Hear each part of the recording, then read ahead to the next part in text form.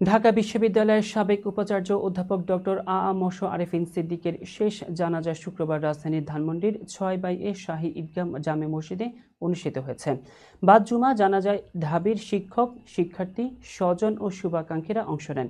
এর আগে রাজধানীর নর্থ রোডে তার বাসার পাশের বাইতুল আকসা জামে মসজিদের সামনে প্রথম নামাজ জানাজা অনুষ্ঠিত হয়। সেখানে ঢাকা বিশ্ববিদ্যালয়ের উপাচার্য অধ্যাপক নিয়াজ আহমেদ খান সহ বিভিন্ন শিক্ষক ও শিক্ষার্থীরা অংশ নেন। জানাজার পর উপাচার্য জানান, পরিবারের সিদ্ধান্ত অনুযায়ী ঢাবি ক্যাম্পাসে জানাজা অনুষ্ঠিত হয়নি, তবে কেন্দ্রীয় জামে মসজিদে বিশ্ববিদ্যালয়ের পক্ষ থেকে বিশেষ দোয়ার আয়োজন করা হবে এবং সাবেক উপাচার্য হিসেবে তাকে যথাযথ সম্মান জানানো হবে।